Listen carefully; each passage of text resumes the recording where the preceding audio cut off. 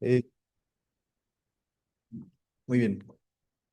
Bueno, mi nombre es Alan Contreras, soy residente de tercer año de medicina interna y pues bueno, es un honor para mí poder dar inicio al módulo de endocrinología con esta primera sesión de la revisión de las guías del Standard of Care in Diabetes de la Asociación Americana de Diabetes, la actualización del año 2025. Muchas gracias a mis asesores por el apoyo en la realización de esta presentación. Y pues bueno, sin más preámbulo, porque es una sesión muy extensa, como pueden ver, vamos a ver los distintos capítulos de esta sesión, son 16, así que vamos a darle prisa. Sí, voy a ir un poco rápido, este, para fines de tiempo, agradecería si pueden anotar o guardar sus preguntas, y con mucho gusto las podemos repasar al final, si nos da tiempo. Y pues bueno, en cuestión de las guías de la ADA, son un documento que se actualiza cada año. Son el estándar de atención emitido por la Asociación Americana de Diabetes, emitido por la Asociación Americana de Diabetes.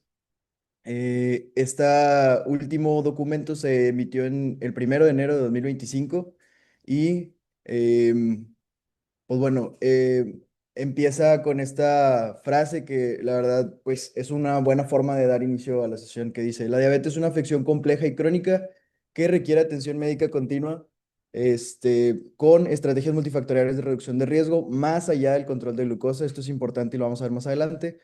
La educación y el apoyo continuo para el autocontrol de diabetes son fundamentales para empoderar a las personas, prevenir complicaciones y reducir el riesgo de complicaciones a largo plazo. En cuanto a las generalidades, pues bueno, ¿qué son las Standards of Care in Diabetes? Bueno, son recomendaciones basadas en evidencia sobre el diagnóstico, clasificación, tratamiento, prevención y manejo de la diabetes, prediabetes y otros tipos de clasificación. Están dirigidas a clínicos, investigadores, personal de salud y políticas de salud. Como les mencionaba, se actualizan anualmente o incluso con mayor frecuencia si hay cambios regulatorios o nueva evidencia científica, y está organizada en múltiples secciones que vamos a comentar más adelante, desde la prevención, el diagnóstico, las tecnologías, hasta consideraciones particulares en poblaciones especiales. Eh, Dentro de las principales actualizaciones, pues se habla este año en específico, en el 2025, del uso ampliado del monitoreo continuo de glucosa, mayor énfasis en fármacos que tienen beneficio cardiorrenal demostrado, como ya lo habló Diego en su sesión, la magistral, que van más allá del control de la hemoglobina glucosilada, terminologías actualizadas en cuestión de la enfermedad del hígado metabólica, la atención y el bienestar, recomendaciones nutricionales enriquecidas, reconocimiento de la importancia de los determinantes sociales en la salud y en manejo en situaciones especiales. ¿Ok? Y pues bueno, en cuanto a la metodología, para tener un poquito más de contexto, la revisión de esta evidencia se realiza cada año. Cada sección del documento es redactada por un subcomité temático que realiza revisiones sistemáticas exhaustivas de la literatura. Para la versión 2025 se utilizaron las bases de datos como PubMed, Medline y Embase para estudios publicados entre el 1 de junio de 2023 y el 19 de julio de 2024. Y pues se aplicó un sistema de clasificación de la evidencia que pues ya bien conocemos, de nivel que va desde la A a la E, siendo el nivel A el nivel de evidencia más contundente, con evidencia clara de ensayos clínicos controlados bien diseñados, metaanálisis, revisiones sistemáticas.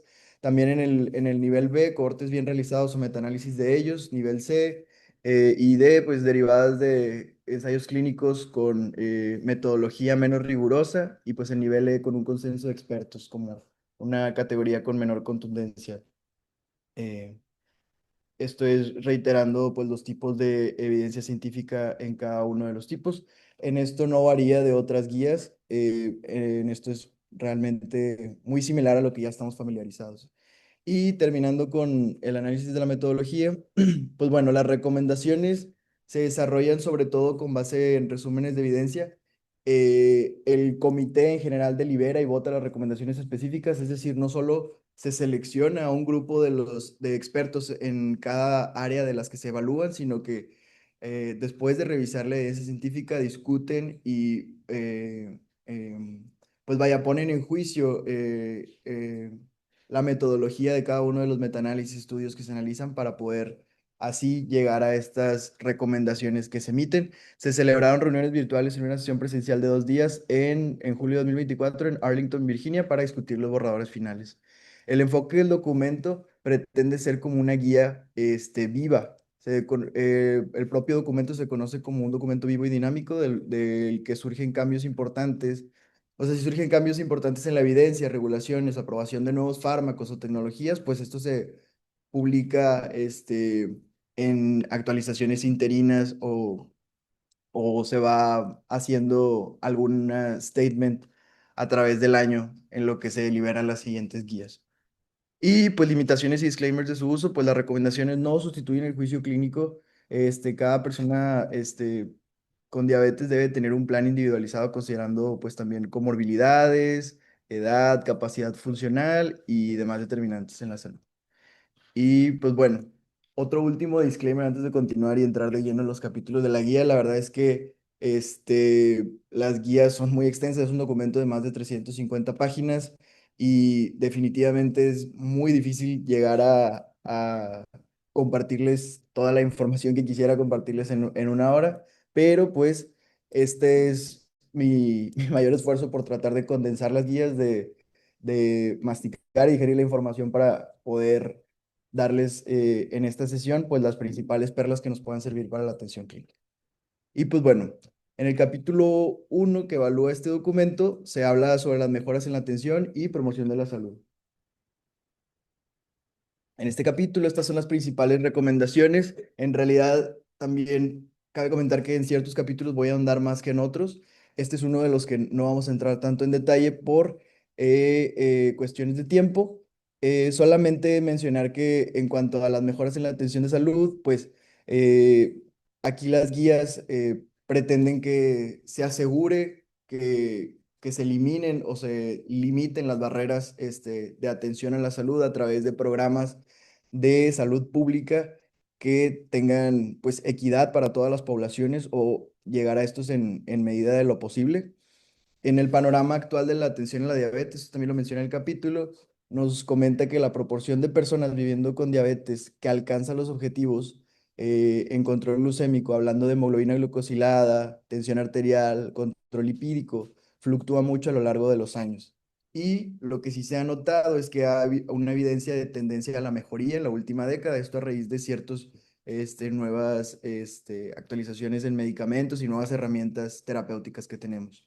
Ahora, ¿cómo estamos en cuestión de objetivos de hemoglobina glucosilada? Pues se habla en las guías de que el 50% de los adultos alcanzan metas menores al 7%, 75% alcanzan la meta de menos de 8%. En cuestión de presión arterial, son cifras bastante similares. Hasta casi el 47% alcanza las metas de 130-80 y hasta el 70% metas de 140-90.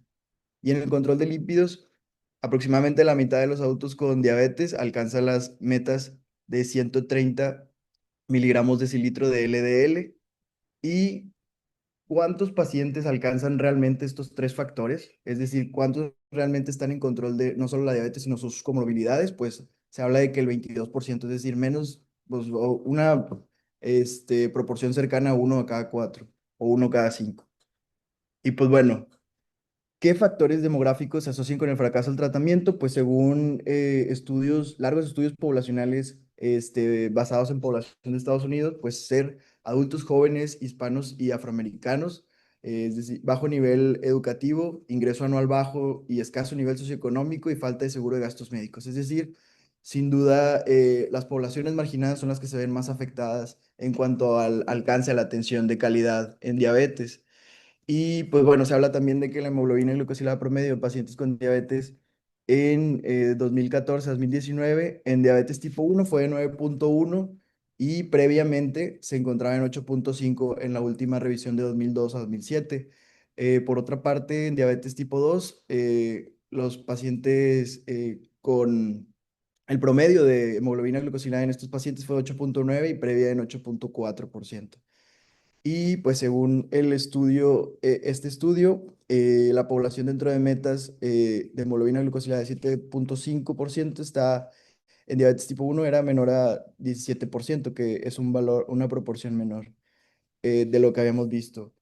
las consecuencias de la falta de modelos eficientes en cuestión de atención pública, que sin duda es un problema de salud al cual nos enfrentamos en la actualidad, pues es que los niveles de hemoglobina glucosilada y por ende el control, bueno, aumentan y por ende el control es peor. El distrés asociado a la enfermedad es mayor y lo cual pues conlleva síntomas depresivos y carga económica no solo para el paciente, sino también para los programas de salud pública a nivel nacional. Y pues el costo de los medicamentos para tratar la diabetes también sin duda es una limitante para alcanzar las metas del control glucémico. Ya veremos más adelante con las distintas opciones terapéuticas que pues no es tan sencillo, a pesar de que ciertos medicamentos tengan más evidencia en ciertas poblaciones, como ahora la introducción de los fármacos GLP-1 y SGLT2 en población de riesgo cardiovascular o enfermedad renal crónica, pues no todos tienen acceso por el alto costo que conllevan estos medicamentos. Y pues bueno, según una encuesta poblacional en Estados Unidos en el 2021, hasta el 18,6% de los pacientes que viven con diabetes tipo 1 y el 15,8% de los pacientes que viven con diabetes tipo 2 insulino dependiente han reportado racionar o disminuir las dosis de su insulina, por decisión propia para ahorrar costos. Y pues esto sin duda tiene un impacto en la salud. Y pues bueno, ¿qué propone o qué pretende para tratar esta cuestión? Las guías de la HADA, pues propone un modelo de 6 elementos que garantizan el modelo de la atención crónica de esta enfermedad. Entre ellos, sin dar mucho detalle, es transicionar del modelo reactivo al proactivo con visitas planeadas, coordinadas y un enfoque multidisciplinario. También el soporte en la autonomía en el manejo del paciente, el apoyo en la toma de decisiones basadas en evidencia científica, los sistemas de información clínica que faciliten acceso a registros de laboratorio e información del paciente. En Estados Unidos, por ejemplo, tienen acceso a un sistema llamado EPIC, que es una red grande de data, no solo de los pacientes, sino de también su historial previo, si alguna vez le hicieron anticuerpos, si alguna vez le tomaron un péptido C, cuál fue su última hemoglobina glucosilada, todo eso ayuda en la toma de decisiones. También el desarrollo de políticas y recursos comunitarios que apoyen al estilo de vida más saludables y también sistemas de salud que creen una cultura orientada hacia la calidad en el manejo. Y pues bueno, vamos a hablar más adelante, no voy a entrar en mucho detalle en este momento, pero de otras consideraciones especiales para cada grupo de persona en diabetes. Entonces, ahora el capítulo 2 habla del diagnóstico y clasificación en la diabetes. En este capítulo, en teoría, la mayoría deberíamos estar ya familiarizados con estos términos. De hecho, ya deberíamos traerlo siempre en la mente, estos valores. Ya los conocemos. Los criterios diagnósticos para la diabetes son hemoglobina glucosilada arriba de 6,5, glucosa plasmático en ayuno arriba de 126, glucosa postprandial a las 2 horas, ya sea al azar o después de una estimulación con una carga de 75 gramos de glucosa oral, mayor a 200. Ahora, ¿qué nos dicen las guías acerca de la interpretación de los resultados? Esta diapositiva la agregué precisamente para reducir esta duda que a veces nos surge entre que si las guías dicen que tomar 2 veces el laboratorio o todo eso. Bueno, aquí puntualmente lo que nos dicen las guías para confirmar el diagnóstico es que vamos a tener, para ponerlo en ejemplo, dos principales escenarios. Uno, tenemos un paciente que llega diciendo, doctor, tengo mucha sed, muchas ganas de ir al baño, he perdido 10 kilos de peso en un mes. En ese momento tú le puedes tomar una glucosa plasmática al azar. Si sale arriba de 200, tú ya tienes un diagnóstico de diabetes en ese momento. Aquí dice claramente que si, a menos que existe, bueno, si existe un claro diagnóstico clínico, es decir, síntomas de catabolismo, pues no vas a requerir la confirmación con otro estudio. Pero si no, o sea, en el caso de otro paciente, que también lo veo mucho en la consulta, un paciente que quizá no tiene estos síntomas francos, pero tiene quizás obesidad, tiene sobrepeso, tiene factores de riesgo de herencia de diabetes, tú puedes hacer ya sea una toma de hemoglobina glucosilada o una toma de una glucosa plasmática en ayuno y ahora sí, si no tenemos esos datos francos de catabolismo o de síntomas de descontrol glucémico, pues necesitamos dos estudios para comprobarlo. Y lo que nos dice es que estos estudios Pueden ser medidos al mismo tiempo o en dos diferentes puntos. Pueden ser de la misma muestra dos veces o pueden ser dos tomas diferentes, ¿ok? Solo que esta es la diferenciación que se hace en cada uno de los casos, ¿ok? Para criterios de prediabetes, también ya los conocemos, hemoglobina glucosilada de 5.7 a 6.4, glucosa plasmática en ayuno de 100 a 125 y la glucosa oral de 140 a 199, ¿ok? En cuestión de las herramientas diagnósticas, ¿cuál es mejor? ¿Glucosa plasmática o hemoglobina glucosilada? Bueno, esta pequeña tablita aquí pone algunos de los factores a comparar. En cuestiones de costo, pues la más barata es la glucosa plasmática en ayuno, con respecto a la glucosilada. El tiempo o la temporalidad de la medición, pues te da una medición más aguda la glucosa plasmática versus la hemoglobina glucosilada, que te da un estimado de cómo ha estado en promedio la glucosa en los últimos 3 meses. La estabilidad preanalítica, que también eso es un factor importante a determinar, pues la glucosa plasmática pues es más pobre, hay distintos variaciones a lo largo del día, variaciones en cuestión de calidad de manejo de la muestra, que pueden alterar su resultado, contra la hemoglobina glucosilada, que tiende a tener una mayor estabilidad preanalítica. Y pues bueno, la glucosilada no requiere ayuno. Lo único que sí tiene como punto, como desventaja la glucosilada es que, pues, al ser una prueba que depende o está estrechamente relacionada a la hemoglobina, pues cualquier hemoglobinopatía o cualquier, alteración de los eritrocitos, pues va a alterar el resultado. En la clasificación de la diabetes, pues sabemos que el tipo 1 es una destrucción autoinmune de células beta, una deficiencia absoluta de la secreción de insulina, se detecta mediante anticuerpos e incluye otros tipos como la LADA LADA o otros idiopáticos. Esta será en proporción un 5 a 10%. La diabetes tipo 2 es una pérdida progresiva no inmunomediada de la adecuada secreción de insulina por parte de las células beta y sucede en contexto de mecanismos de resistencia a la insulina. Esta va a ser la más prevalente por mucho, va a ser del 90 al 95%. Y otros tipos de las cuales también por cuestión de tiempo no será posible entrar más a detalle, pero pues está la prediabetes, la diabetes gestacional, la diabetes pancreática o tipo 3C, la monogénica, la que está relacionada a la fibrosis quística, la diabetes post-trasplante y también la asociada a desnutrición, que esa fue la más recientemente reconocida. Ahora, este es un algoritmo un poco elaborado, un poco complejo, para cuándo orientar el diagnóstico hacia diabetes tipo 1, cuándo orientarlo hacia diabetes tipo 2. Al final de la presentación igual se los puedo compartir para que lo vean más a detalle, lo tengan ahí como referencia. Sin embargo, para facilitar este algoritmo, las mismas guías proponen este sistema de abordaje ABC. Esto poner mucha atención, creo que nos puede ser de gran utilidad en la práctica clínica diaria. Nos dice que siempre tratemos de clasificar a los pacientes que se presentan con hiperglicemia en un diagnóstico preciso, porque pues tanto el tratamiento como el plan al egreso va a variar. Y también menciona que el diagnóstico erróneo pues es común y puede ocurrir hasta en 40% de los adultos con diabetes recién diagnosticada. Entonces, ¿cuáles son los principales factores que nos deben hacer pensar en un paciente con diabetes tipo 1?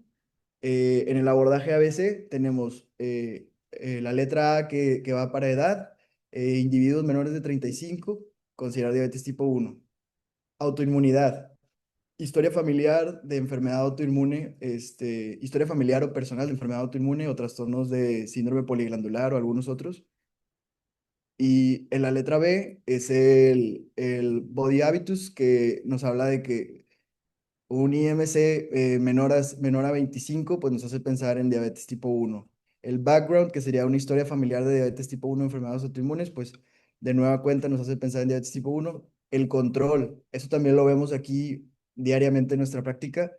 Pacientes que tengan dificultad para alcanzar metas glucémicas con fármacos orales o con dosis pequeñas de insulina, pensemos en diabetes tipo 1 y comorbilidades. También hace una hincapié en este punto de que recientemente pues, se ha descubierto que en pacientes que están tratados para otras enfermedades como el cáncer con inhibidores de checkpoint, como PD-1, PDL-1, pues sabemos que al ser estos unos estimulantes del sistema inmunitario, pues pueden desencadenar la aparición efectos adversos que tienden a presentarse como una enfermedad autoinmune, diabetes tipo uno. Ahora, algo que me pareció muy importante como actualización en estas guías de 2025 es que por primera vez se incluye, siempre habíamos escuchado del screening o tamizaje para la diabetes tipo 2, para la prediabetes, pero estas son las guías que por primera vez introducen el concepto de tamizaje en población tipo uno. Y esto deriva, ahorita vamos a ver un poquito más adelante, pero deriva porque ya categorizan a la diabetes tipo uno en distintas etapas. Hay una etapa uno que tiene la presencia de autoinmunidad, pero la glucemia es normal y no hay síntomas. Esto se considera etapa uno, es solamente anticuerpos. Etapa 2 es presencia de autoinmunidad y empiezan a aparecer las disglicemias, pero sigue siendo asintomático. ¿Ok? Y la etapa 3 que ya es cuando propiamente se presenta pues ya la diabetes tipo uno que es autoinmunidad, disglicemias y síntomas. ¿Ok? Ahora, ¿qué relevancia tiene esto? Pues en los últimos años, pues ya se han desarrollado algunos fármacos, anticuerpos monoclonales, tratamientos con células hematopoyéticas, trasplante autólogo de células hematopoyéticas, demás, que pues pueden intervenir en la prevención o retraso de la aparición de diabetes tipo uno, sobre todo en pacientes en etapa 2. ¿Ok? Ahora, la diabetes tipo uno, sin entrar mucho detalle, pues va a ser para la detección de autoanticuerpos. ¿Cuáles son los principales tres?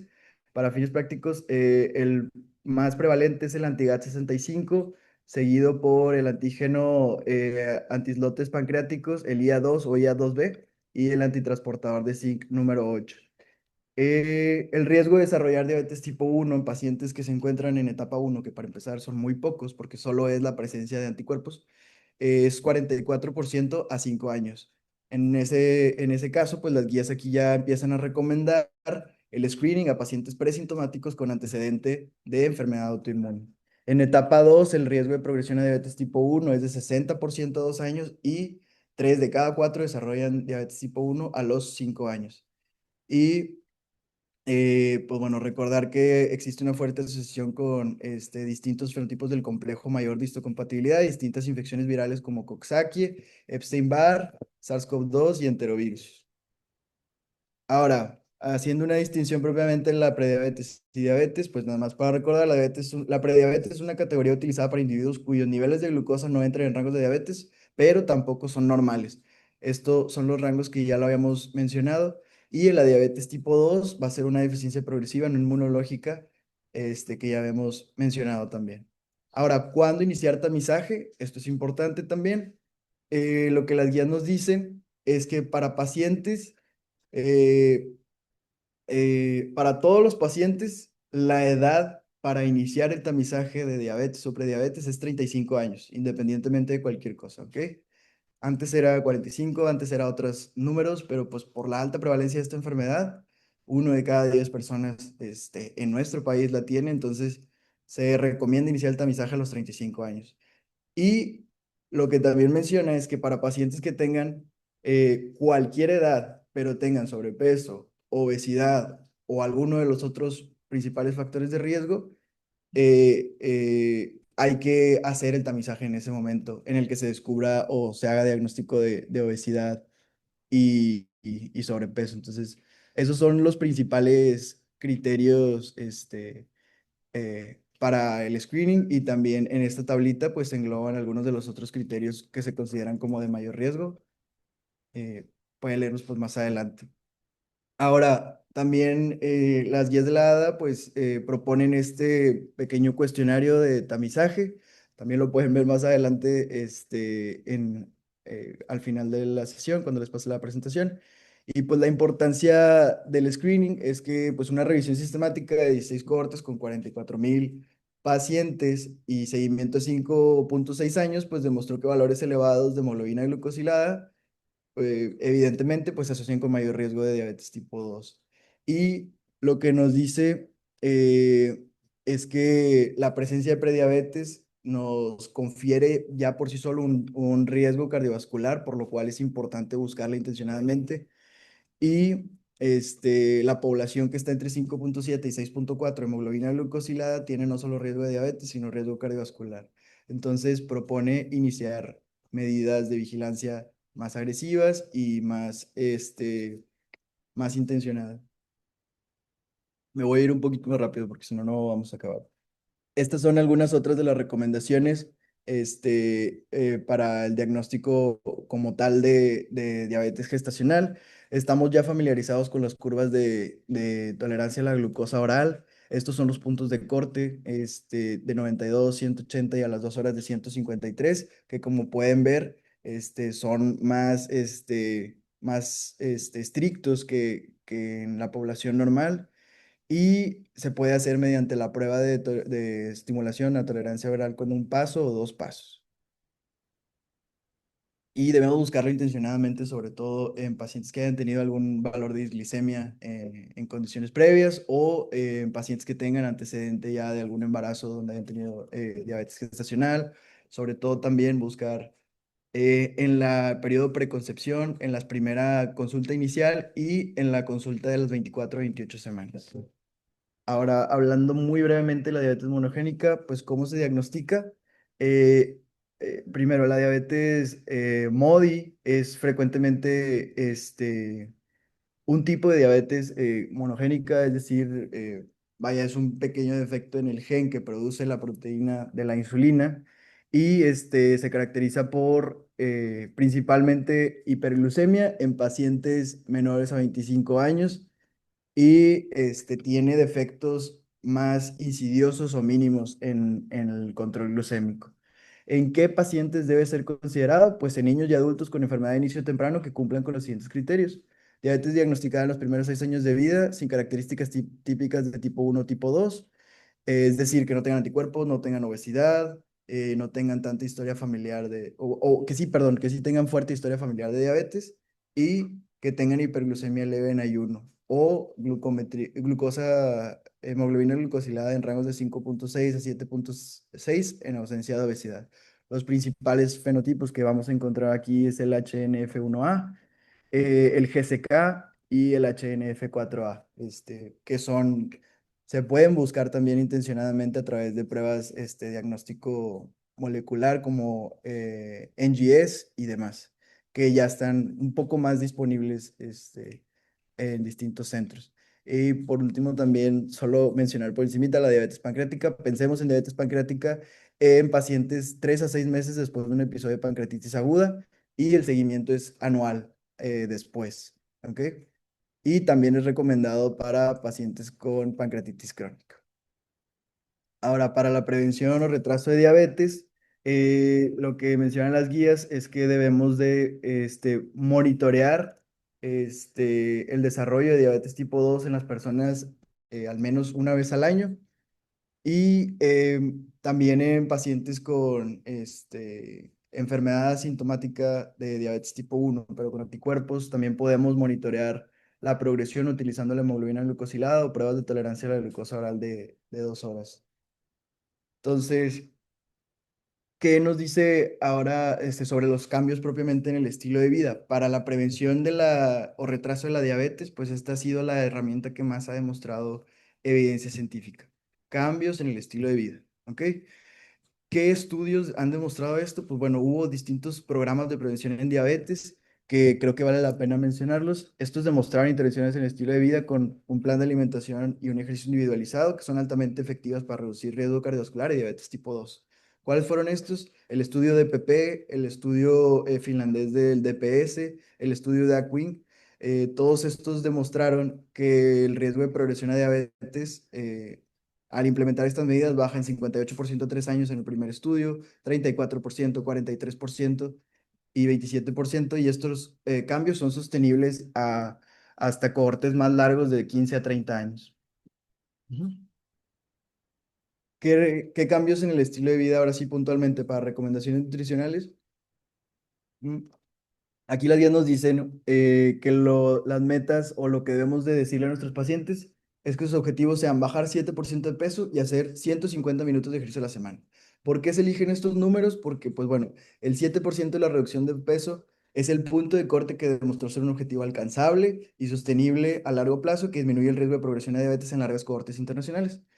Eh, la velocidad que recomiendan de perder peso es a 6 meses. El cálculo de calorías diarias se estimó con su tasa de mantenimiento menos 500 a 1000 calorías y el enfoque inicial va dirigido hacia la pérdida total de grasa y la grasa visceral. Aquí se enfatiza en el consumo de cereales integrales, de leguminosas, nueces, frutas y vegetales de bajo índice glucémico. Y nos dice, no hay una proporción exacta de dónde deben de venir las calorías por macronutriente. No te dice deben de venir más de proteína, no deben de venir más de otro lado. Entonces no hay una dieta universal que le quede a todas las personas. La dieta, la mejor, es la que más se pueda apegar al paciente a largo plazo y algunas de las recomendadas son la dieta mediterránea, el ayuno intermitente, la dieta DASH, la dieta baja en carbohidratos, una dieta vegetariana, vegana o plant-based. Y recomendaciones en cuanto a actividad física. ¿Por qué eligieron el punto de corte de 150 minutos por semana? Porque pues este objetivo de actividad física se obtiene de la actividad necesaria más o menos para alcanzar el gasto de 700 kilocalorías por semana a través del ejercicio. Esto ha demostrado mejorar sensibilidad a insulina y disminuir grasa abdominal. Se dice que utilicemos actividad física moderada, que se distribuya periódicamente en la semana con frecuencia mínima de 3 veces por semana, duración mínima de 10 minutos y se debe integrar actividad aeróbica y de resistencia, es decir, con bandas o con pesas ligeras. Y otra intervención ha demostrado eficiencia es romper periodos de sedentarismo. ¿Ok? Esto mejora sobre todo los niveles de glucosa postprandial. Ahora, este punto, de hecho, lo agregué como tal así solo porque se me hizo muy importante que dice que aunque el perder peso es el principal factor que reduce el riesgo de incidencia de diabetes, la actividad física de 150 minutos a la semana por sí sola ha demostrado reducir la incidencia de diabetes tipo 2 en 44%, aun cuando no se alcanzan las metas de objetivo de pérdida de peso, que son el 7%. Entonces es una parte que me pareció muy importante de las guías. Y pues bueno, también recomendaciones en higiene del sueño, lo que ya sabemos. Este, Ahora en el último, bueno, lo más importante de estas guías es que en el último consenso de la ADA y EASD se hizo un consenso con los principales factores asociados con hiperglucemia y por fin se reconoció al dormir como un componente central en el riesgo de diabetes o prediabetes, que lo pone incluso al mismo nivel que los otros cambios en el estilo de vida. Y pues nada, habla de que hay una asociación de tipo U, donde el dormir menos de 6 horas o más de 9 horas está relacionado con un riesgo de progresión de 50% a diabetes tipo 2. También importa la calidad del sueño, que se ha relacionado con hasta 84% de progresión en pacientes con mala calidad y el cronotipo, es decir, los que se duermen más tarde y se levantan más tarde, también 2.5 más de riesgo de progresión a diabetes tipo 2. Y recomendaciones de intervenciones farmacológicas, también lo vamos a ver más adelante en la parte de fármacos, si no sé tiempo. Pero la metformina ha demostrado ser la intervención farmacológica más segura. Y este es ultra de los puntos a los que me parecía interesante llegar. Hablando de los distintos tipos de clasificación de diabetes tipo 1, en la etapa 2 donde tenemos anticuerpos, tenemos disglicemia, pero no tenemos síntomas, en estas guías se introduce el fármaco que se llama teplizumab. El teplizumab es un anticuerpo monoclonal anti-CD3 que en un estudio de una corte pequeña de 44 pacientes en el brazo de la intervención y 32 en el placebo, tras cumplir esquema de 14 días con teplizumab en infusión, se demostró un mayor tiempo de progresión a diabetes tipo 1, es decir, un retraso de hasta 2 años en la progresión a diabetes tipo 1 cuando se diagnostican etapas preclínicas y se inicia tratamiento con teplizumab y una disminución del riesgo de progresión como tal del diagnóstico de diabetes, es decir, etapa 2 etapa 3 o sea, de los pacientes del grupo de intervención, 43% progresó a diabetes y más del 50% no, y el 23%, y del otro grupo, placebo, 72% que no recibió intervención, progresó a diabetes. ¿Ok? Y pues los efectos adversos es linfopenia transitoria y reacciones transfusionales como el rash. Y pues la principal desventaja es que vale más de $500,000, creo, o pesos, no me acuerdo. Entonces es hasta el momento pues prácticamente inaccesible para la mayoría de la población. En cuestión de recomendaciones de prevención de riesgo cardiovascular, Lo que nos comenta es que pues debemos de buscar intencionadamente prediabetes y diabetes para prevenir riesgo cardiovascular. Este punto me pareció interesante también. Menciona que las estatinas aumentan el riesgo de progresión a diabetes. Sin embargo, en pacientes que han tenido stroke e infarto, pues la evidencia del beneficio sobre reducir eso, pues sopesa al riesgo de progresión a diabetes. Por eso se dice en la guía, pues no descontinuar cuando los pacientes ya lo están tomando. Y también en este apartado menciona que en pacientes que han tenido stroke reciente de menos de 6 meses, que tienen un índice de OMA mayor a 3, es decir, resistencia a la insulina, un fármaco que ha demostrado seguridad en la prevención de progresión a diabetes tipo 2 es la pioglitazona. ¿Ok? Bueno, el apartado número 4 en la evaluación comprensiva, manejo de comorbilidades. Este es uno de los apartados donde no voy a entrar mucho a detalle. Nada más dice que debemos de centrar el tratamiento hacia la persona, el utilizar un lenguaje que sea inclusivo al paciente, que libere el estigma y, por ejemplo, utilizar persona que vive con diabetes en lugar de decir paciente diabético es una de las puntos de buena práctica clínica, por mencionarlo de alguna forma. Ahora, este es un diagrama muy complejo que también podemos ver más adelante, donde nos habla del ciclo de decisiones para lograr los niveles de glucemia en una atención centrada en el paciente. La evaluación comprensiva y manejo de comorbilidades, lo que menciona aquí punto por punto es que debe incluir una confirmación diagnóstica y clasificación, asesoría del estatus glucémico al diagnóstico, la evaluación de complicaciones asociadas, potenciales comorbilidades, identificar a los cuidadores principales, a la red de apoyo y evaluar los determinantes sociales de salud y barreras que pueden afectar la atención médica, una revisión periódica de los factores de riesgo, es decir, riesgo cardiovascular, riesgo de stroke, riesgo de nefropatía en cada consulta y pues incidir en la elaboración del plan terapéutico y para definir objetivos conjuntos. Ahora, esta tablita, sé que no la van a alcanzar a leer porque la letra está muy chiquita, pero solamente quería como ilustrar todos los puntos que en teoría debe cubrir una evaluación integral del paciente con diabetes. Aquí en esta tabla nos muestra los componentes de la atención médica integral y qué puntos debemos de cubrir en la consulta inicial, qué puntos debemos evaluar en cada seguimiento, qué puntos debemos de evaluar anualmente. Ahí nos habla del seguimiento del tamizaje, sobre todo lo que ya conocemos de retinopatía, nefropatía, enfermedad cardiovascular y demás. Entonces, en resumen, para poder llegar al resto de los apartados, pues nos habla de que debemos dar una atención integral con puntual atención al checklist de lo que debemos cubrir en cada consulta. Y también en cuanto a la lista de vacunas más ampliamente recomendadas, pues nos habla de utilizar o aplicar cada que nos marquen las pautas, las vacunas del COVID, de hepatitis B, de influenza, la vacuna del herpes zóster sobre todo, también la DPT, todos los refuerzos básicamente. La población con diabetes es una población con un riesgo ya como tal inherente que debe estarse haciendo un tamizaje importante para las comunidades.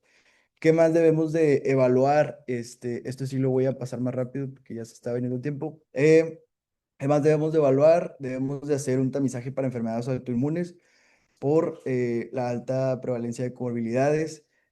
También debemos de buscar o valorar el riesgo de fracturas de salud ósea, hacer densitometría en pacientes de 65 años que estén en riesgo y repetir cada 2, 3 años. Se recomienda también una ingesta de calcio de 1000 a 1200 miligramos al día.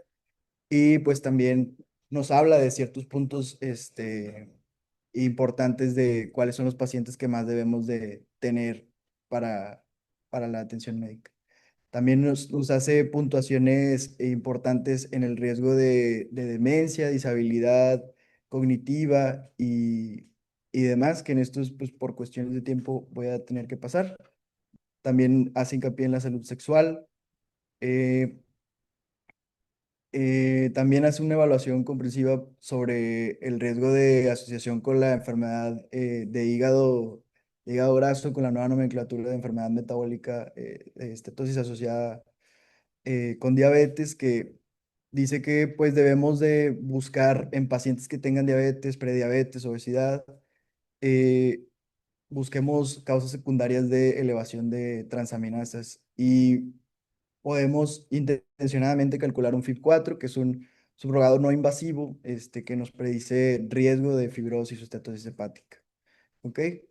Y pues esto porque ya hay distintos tratamientos que inciden en esta cuestión, sobre todo los fármacos, aquí menciona GLP-1 y SGLT2, pero en mayor prevalencia que han demostrado tener una eficacia para o sea, para detener y revertir el daño asociado a la enfermedad metabólica del hígado, sobre todo los GLP-1.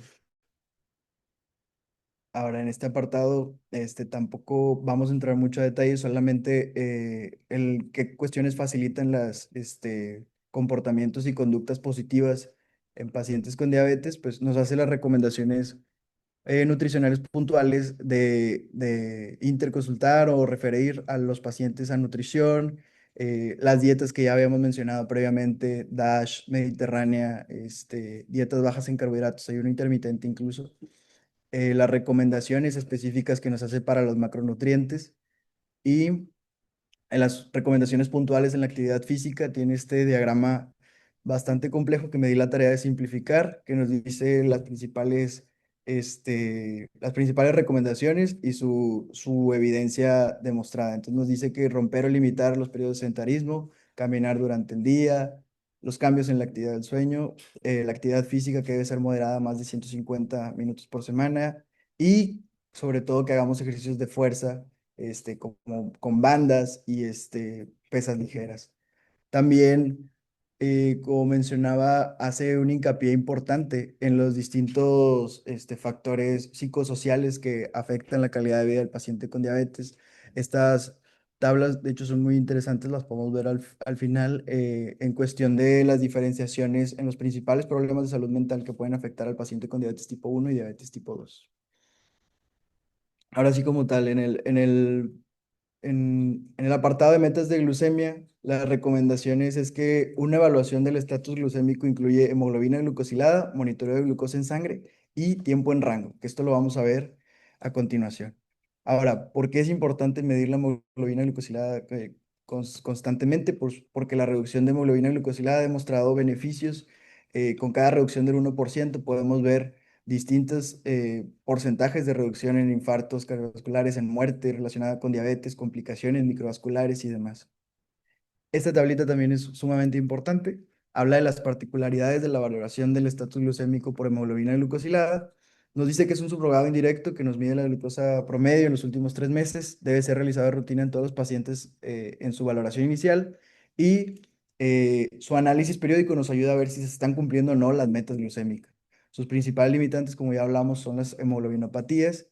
Y lo que nos comentan las guías, y esto es sumamente importante también, es que es mejor evaluada en combinación con el monitoreo continuo o sanguíneo de glucosa. También hay otras alternativas menos utilizadas o menos disponibles como la fructosamina y la albúmina glicada que también dan periodos de cuestión a 2, 4 semanas, son más cortos, pero son igual de eficaces, son lo menos disponibles. Y esto es importante, la hemoglobina glucosilada, una hemoglobina glucosilada, por ejemplo, de 5% se traduce en que en promedio los últimos 3 meses el paciente estuvo en una glucosa de 97. Una hemoglobina glucosilada, por ejemplo, de 10, que es el punto de corte para el inicio de uso de insulina, pues nos habla de que el paciente en promedio de los últimos 3 meses estuvo arriba de 240 miligramos de ese litro de glucosa. Ahora, ¿por qué mencionan las guías que es mejor evaluada en combinación por este concepto de variabilidad glucémica?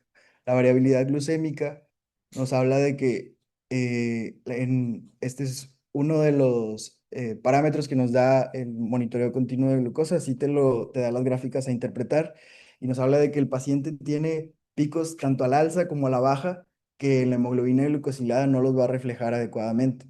Aquí tengo ejemplos clínicos donde nos dicen que un paciente que ha estado un paciente, o sea, con la hemoglobina glucosilada de 7% no se ve igual, ¿ok? Un paciente puede, haber estado eh, como debe ser entre 70 y 180 y llegar al tiempo en rango, pero no se ve de la misma manera. Por ejemplo, este paciente número uno estuvo 8% del tiempo abajo de rango, es decir, em, los pacientes que tienen muchos picos de hipoglucemia, pero también tienen muchos picos de hiperglucemia, pues la hemoglobina glucosilada se va a traducir al punto medio. No se va a ir a un reflejo real de cómo ha estado su control. El control no ha sido el óptimo porque ha tenido muchas variaciones. Y la verdad es que un paciente que tiene muchas hipoglucemias también puede tener una hemoglobina glucosilada de 7% y eso no sería idealmente lo correcto. Entonces puede ser drásticamente en cada paciente a pesar de que reflejen el mismo valor. Es por eso que se valora mejor en conjunto con el monitoreo continuo de glucosa o el monitoreo de la glucosa plasmática. Aquí esta es otra de las gráficas que te ofrece el monitoreo continuo de glucosa. Te da al paciente, te dice cuánto tiempo estuvo dentro de rango, cuánto tiempo estuvo arriba del rango, que es de 180, y cuánto estuvo muy arriba del rango. Y aquí dentro de lo más importante es que para que esta información sea pues confiable, lo que debemos de ver es que la variabilidad glucémica sea menor a 36%. ¿Ok? Y aquí nos da una glucosa promedio, nos da un predictor de cómo puede estar la hemoglobina glucosilada. Entonces, los puntos de corte que se sugieren es que pues, el tiempo en rango sea de aproximadamente 70%, que el tiempo en glucosa muy baja sea menor a 1%, que el tiempo en glucosa baja sea menor a 4%, y en general, pues que aquí el tiempo en rangos de hipoglucemia sea menor al 5% y aquí menor al 25% el tiempo por encima de rango. Y eso es lo que mencionaba ya puntualmente las guías, mayor del 70% en tiempo de rango deseado, con una variabilidad glucémica menor al 36, nos habla de que es un monitoreo de calidad. Y aquí pues los distintos puntos de corte en pacientes con diabetes tipo uno y tipo 2 que son la mayoría, pues van a entrar en esta categoría que les dije, pero metas menos estrictas se utilizan también en pacientes adultos mayores, como 50% dentro de rango y 50% o 60% en rangos elevados. Y en pacientes con diabetes tipo uno y diabetes tipo 2 gestacional, los valores o los puntos de corte tienden a ser mucho más estrictos, exigiendo un mayor tiempo en rango para un adecuado control glucémico. Y pues bueno, estas son las metas puntuales para todos los pacientes. Hemoglobina glucosilada debe ser abajo de 7%, glucosa preprandial de 80 a 130% y el pico de glucosa postprandial menor a 180%. Eso ya los conocemos. Sin embargo, esta tabla me gusta porque ejemplifica adecuadamente los distintos puntos de corte. Paciente que tiene alta expectativa de vida, es joven, queremos prevenirle comorbilidades y no tiene tanto riesgo de hipoglucemia, o sea, se controla bien, podemos ser estrictos y tener metas menores al 6,5% y han demostrado beneficio. En cualquier paciente, la mayoría de los adultos, 7% es un rango seguro para prevenir complicaciones y reducir riesgo de hipoglucemia. Sin embargo, conforme nos vamos acercando a pacientes con expectativa de vida más limitada, con mayor número de comorbilidades, pues el número de la hemoglobina glucosilada puede ser menos estricto, siendo de 75% en adultos mayores sanos y menor a 8% en adultos mayores que ya tienen ya distintos tipos de comorbilidades. Incluso se dice que podemos dejar sin metas de glucosa a ciertos pacientes que ya están postrados con criterios de terminalidad también. En la evaluación glucémica, pues la hipoglucemia no va a entrar tanta detalle, ya lo conocemos, ya sabemos cómo se trata, menor a 7%, solo se divide en tres categorías y eso es importante para la atención intrahospitalaria. Nivel uno es abajo de 70, nivel 2 abajo de 54 y nivel 3 es cualquier tipo de hipoglucemia que ya requiere asistencia de un tercero. ¿Ok? Y lo que se menciona en este apartado, pues básicamente es que para la hipoglucemia, estos puntos de corte han mejorado bastante, sobre todo en la detección de hipoglucemias con los distintos tipos de monitoreo continuo de glucosa y demás. Ahora, por otra parte, en la evaluación de la crisis hiperglucémica, tenemos los dos principales estados de complicación de la diabetes, que son la cetoacidosis diabética y el estado hiperglucémico hiperosmolar. Aquí está la tabla de los puntos de corte creo que se ejemplifican de mejor manera en estas diapositivas que tomé prestadas de una presentación que pude asesorar de Marce. Estos son los puntos de corte de cetoacidosis diabética. Bueno, eran los criterios previos de glucosa plasmática arriba de 250, pH arterial de menor a 7.3, anion gap de 12 y bicarbonato de menos de 15. Para el estadio hiperosmolar, pues la glucosa plasmática más de 600, pH de 7.3, bicarbonato de 18, osmolaridad sérica de 320. Hay también un gran porcentaje de pacientes, que puede ser cercano al 20-30%, que se presenta con un estado mixto, que tiene una osmolaridad sérica mayor a 320 y una cetoacidosis confirmada. Ahora, estos eran los criterios previos. Sin embargo, en la última actualización de 2024, se toman ahora en consideración, que ya lo habíamos platicado en otras sesiones, estos criterios: la glucosa plasmática arriba de 200, el bicarbonato abajo de 18, el pH abajo de 7.3 y la presencia de cetoacidosis confirmada por beta hidroxibutirato sérico o cetonas positivas en orina. Este, estos tres criterios deben de estar presentes para hacer el diagnóstico de cetoacidosis, y ya no contempla las nuevas guías el criterio de anion gap. Esto debido al alto riesgo de acidosis hiperclorémica que se daba con la alta por reanimación con fisio o jarón. Y para el estado hiperosmolar hiperglucémico, los criterios son prácticamente los mismos que ya mencioné. Y como les mencionaba, hasta uno de cada tres. Bueno, para este deben de estar los cuatro criterios presentes, para este deben de estar solo tres. Pero, como les mencionaba, entre 20 y 30% tienen una presentación mixta de ambos cuadros. Los puntos de corte entre cetoacidosis leve, moderada y grave, ya los conocemos. En cuanto a tecnología y diabetes, tampoco me voy a detener mucho. Lo único que se menciona es que existen, bueno, hacer hincapié en que para el monitoreo de la glucosa, estos son las nuevas tecnologías que han estado saliendo, que ya no son tan nuevas, ya tienen por ahí más de 3 4 años que han salido, pero que tienen la ventaja de, bueno, para empezar, miden un parámetro distinto que la glucosa capilar, miden glucosa intersticial. Esta hay que aprender a interpretarla, no es el mismo valor, tiene un cierto lag o un cierto retraso en la interpretación del resultado. Es decir, si acá en la glucosa capilar nos dice que estamos en 90, pero acá nos dice que estamos en 150, muy probablemente en unos 20-30 minutos la tendencia vaya a ser a que el sensor de monitoreo intermitente pues nos vaya a llevar acá. Es simplemente aprender a interpretar esta información. Lo que tiene de relevante pues es que da mayores lecturas, el paciente está más motivado a tener adherencia al tratamiento, son menos piquetes en los dedos, un poco más de calidad de vida. Y algo muy importante es que guarda los gráficos para interpretación del médico. No tiene que estar anotando en una libretita, y esto mejora la adherencia. Entonces, esto se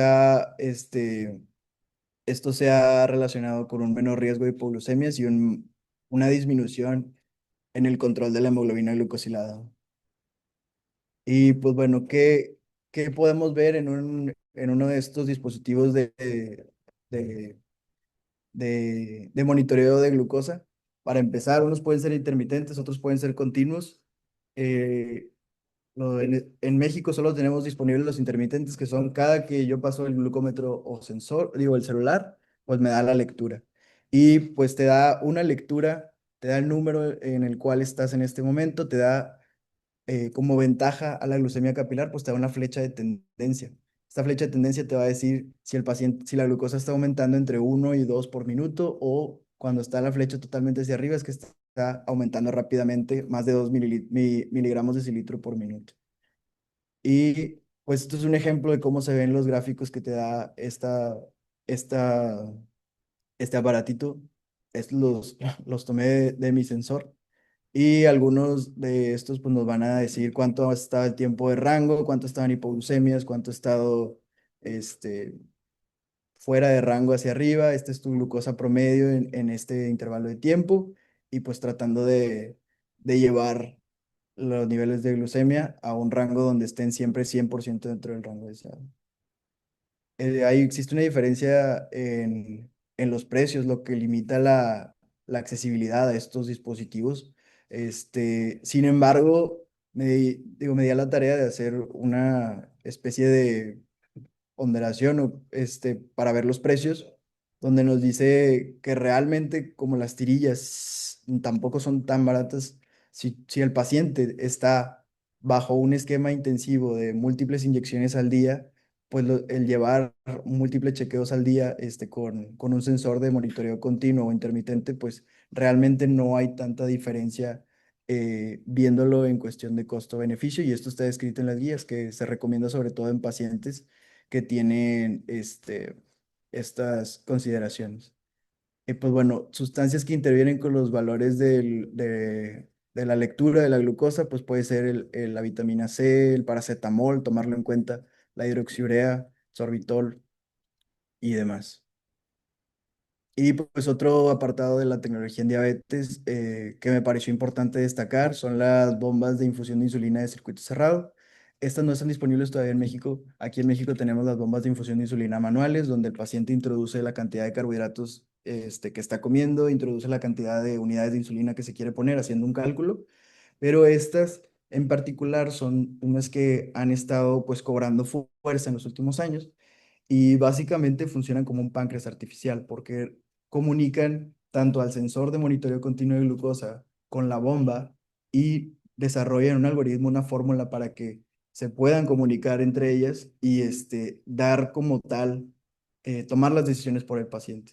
En algunas conferencias se ha dicho que pues, el paciente con diabetes toma cientos de decisiones al día, esto le confiere cierto estrés, y pues bueno, estos dispositivos, si bien todavía tienen un amplio camino por recorrer para ser disponibles y seguros y eficaces, pues sin duda pues prometen bastante para mejorar la calidad de vida de pacientes con diabetes. Ahora, por cuestiones de tiempo, no sé si pueda seguir todavía. Detenemos la sesión, que ya pasa de las 8, pero faltan muchos. Es que era demasiada información, pero bueno, Sí, buscar otro momento que no haya sesión para la segunda parte. muy bien. No sé si hasta aquí entonces podemos detener la sesión. La verdad es que es demasiada, demasiada, demasiada información. Es una enfermedad muy, muy compleja, muchos factores que hay que considerar. Cada capítulo de la guía tiene 1000 gráficos con mucha información muy interesante que podemos, o sea, literalmente discutir sobre ellos quizás en varias clases, pero pues traté de hacer un resumen con las perlas de lo más importante. No sé si hasta aquí hay alguna duda, en cuestión de la información que se evaluó el día de hoy.